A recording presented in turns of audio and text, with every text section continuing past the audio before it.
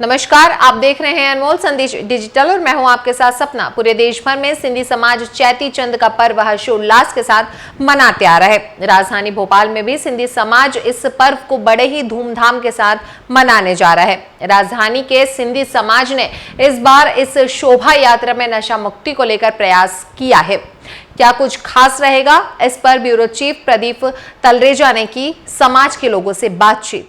पूरे देश भर में चेटी चांद का पर्व बड़े ही धूमधाम के साथ मनाया जाता है और अलग अलग बात करें तो रैलियां निकाली जाती हैं।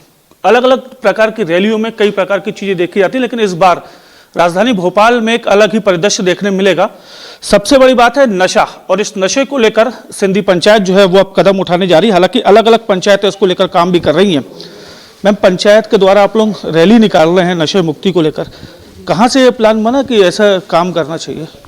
देखो, क्या था कि सेंट्रल पंचायत ने एक बार मीटिंग बुलाई थी और उन्होंने इस टॉपिक पे चर्चा की थी, तो तभी से ही प्लान बन गया था कि इस बार चेटी चंद पे हम लोग इस टॉपिक पे काम करेंगे। नशे की जहाँ तक बात है, युवा पीढ़ी कहीं ना कहीं सबसे ज़्यादा नशे की तरफ बढ़ रही है।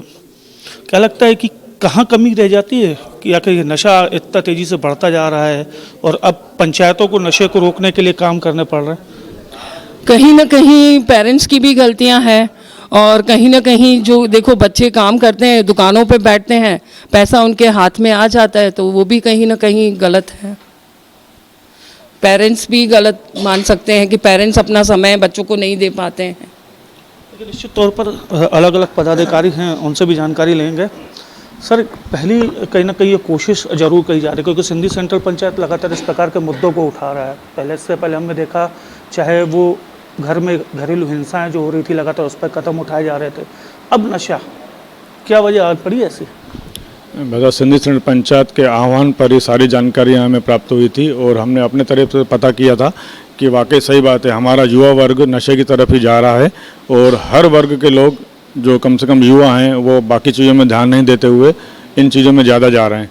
तो हमने एक जागरूकता रैली के लिए एक इस पंचायत के जुलूस के द्वारा ऐसा झांकी का निर्माण किया है, जिससे कि पूरे भोपाल में ये मैसेज जाए कि अपन को इसमें क्या क्या नुकसान है।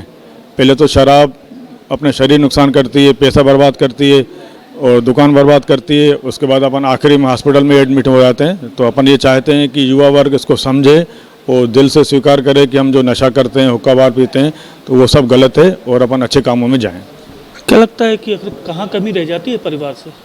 मतलब कुछ तो जो बात सत्य है कि परिवार वाले बड़े शायद अपन ध्यान नहीं दे पाते, जिसके वजह से बच्चे युवा पीढ़ी इस चीज़ों में चली जाती है। अगर जिस प्रकार से आप लोग जागरूकता रैली निकाल रहे हैं, कितनी उम्मीदें हैं आपको? जागरूकता रैली से कितना फ़ायदा मिल पाएगा? हमें बताओ, काफ़ी उम्मीदें हैं, क्योंकि आखिर तो इस झांकी में लाखों लोग देखते हैं, लाखों लोग इसमें सम्मिलित होते हैं। किसी न किसी को तो ज़रूर इसका असर होगा, उनके माँ बाप को असर होगा, बच्चों को असर होगा, कुछ न कुछ तो सीख ज़रूर उनसे मिलेगी। आखिर हमने झांकी में यही दर्शाया है कि कुछ समय के सुख के लिए उसके बाद जो शरीर का नुकसान, पैसे का नुकसान, पैसों की बर्बादी, समय की बर्बादी, आखिर में हॉस्पिटल में चले जाना पड़ता है। तो वो झांकी में द्वारा हमने दर्शाया गया, तो इसलिए 100% हमें उम्मीद है कि युवाओं को इस पर असर पड़ेगा। निश्चित तौर पर पंचायत के जो तमाम सदस्य हैं, उनकी कहीं ना कहीं कोशिश है कि इस रैली के माध्यम से आने वाले समय में जो युवा पीढ़ी है वो इस नशे से दूर हो।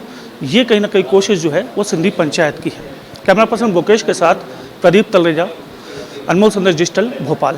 ताजा तरीन खबरों के लिए आप हमारे YouTube चैनल अनमोल संदेश को सब्सक्राइब करें एवं शेयर करें। आप हमें Facebook, Instagram एवं Twitter में भी फॉलो कर सकते हैं।